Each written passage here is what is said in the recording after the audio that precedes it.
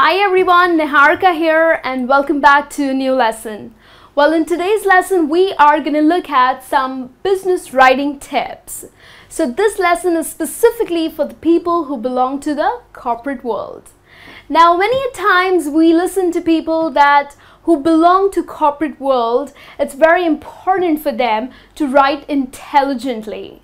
You know, business writing should be clear, should be concise, and should be formal. So how do we do that? Well, there are certain tips that I have for you that would help you to write intelligently and of course to write in a very formal manner.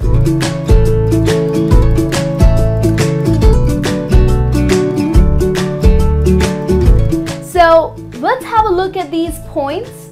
The very first thing that you need to keep in mind is that you need to avoid jokes and cliche. Well, what is a cliche?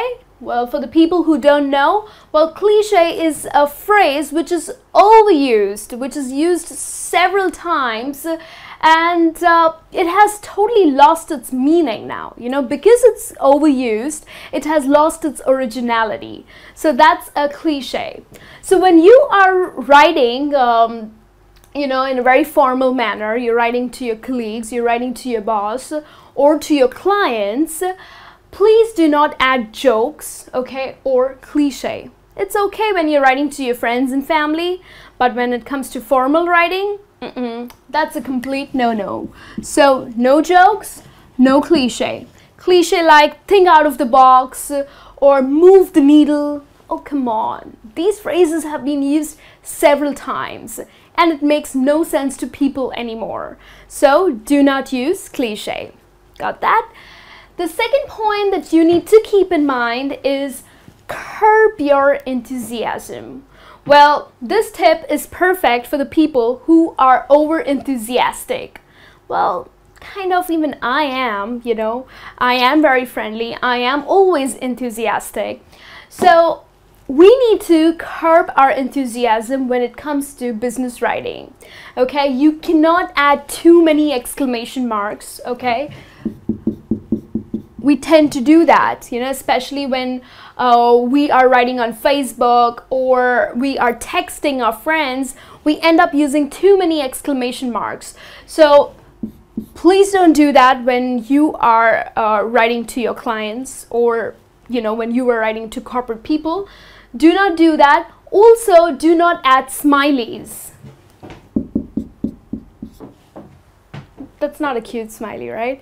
Well, anyway, please do not add smileys in your emails, okay, or in your presentations. It doesn't look professional. So you need to curb your enthusiasm. Also, you know, when you're ending your business email, okay, rather than writing lots of love, don't do that. You need to write yours faithfully or best regards, okay? Please don't end the email by smileys and by kisses or XOXO. Don't do that. Got it? The third point, avoid passive writing. Now here when I say avoid passive writing, it definitely means that you need to write actively. So which means you need to use active writing. For example, the instructions will be given to you by the director of the company. Okay, now that's passive. You need to be direct and clear so that people can read quickly, okay? So the structure of your sentence should be the subject plus the verb and then followed by the object. So the director will give you the instructions, okay? That's how your sentence structure should be, okay? So that's active writing. So don't get into passive writing. It just doesn't make sense, you know? For no reason you are just exaggerating the material. So you don't have to do that. The next point, keep a check on grammar and spelling errors.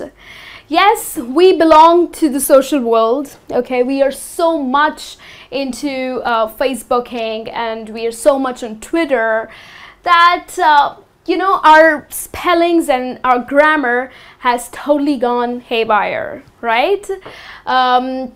You know, we try to contract most of the words, and at times we use like LOLs and OMGs. Do not use that when it comes to business writing, okay? It doesn't look professional, okay? Please do a spell check and grammar check when you are making presentations or when you're writing business emails. Got that? And then the last point that I really need to tell you guys is that do not use slang terms or offensive words. Yes, we do have a lot of lessons, you know, using different slang words, but this doesn't mean that I encourage you to use slang terms in the corporate world. Doesn't sound professional, doesn't look professional, nobody is gonna appreciate it. So words like let's hang on and let's catch up, okay, doesn't look professional. So do not use slang terms and offensive words. Oh no, that's a complete no-no. We do not use offensive words when we are talking to our clients or our bosses or our colleagues, right? So keep these points in mind and be clear, okay, be concise, and of course write formally when it comes to business writing. You got that?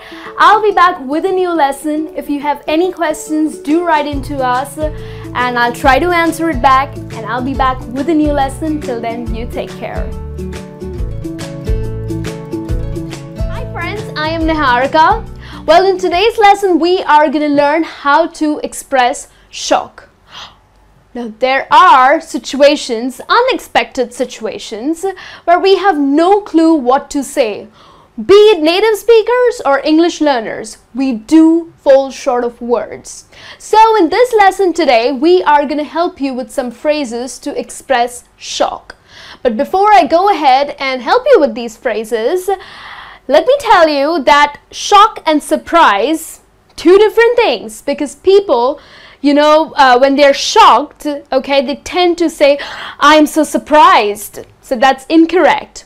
Shock is a negative thing, okay? So shock is an emotional, strong feeling when something negative happens, okay? And whereas surprise is more towards a positive situation, okay? So keep that in mind, and now let's get started.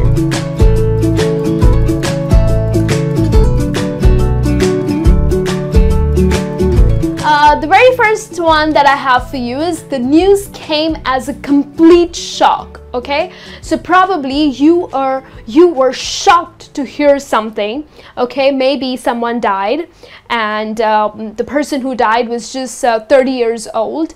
So yes, it is shocking, right? So the news came as a Hello everyone, thanks for clicking. I am Niharika, and in today's lesson we are going to look at different ways to congratulate. Well, when great things happen to your friends or to a family member or to a colleague, what's the first thing that you do? Well, you congratulate that person, right? Well, joyful times go hand in hand with congratulations. So why just stick to the boring congratulations? Why not try some new phrases to congratulate someone? So let's have a look at 6 phrases that you can use instead of just saying the simple congratulations.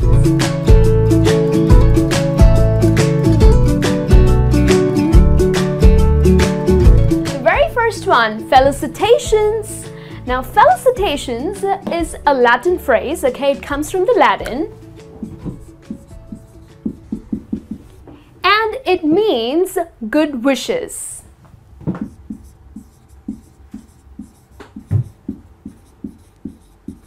Okay, so if you want to stand out from the crowd who's been wishing congratulations to someone, well, use this phrase, say felicitations. For example, your friend is getting married, okay? So everybody is going to be like, hey, congratulations, congratulations. Well, do something different. Say felicitations on getting married, okay? So felicitations, it means good wishes, okay? So it's another phrase that you get.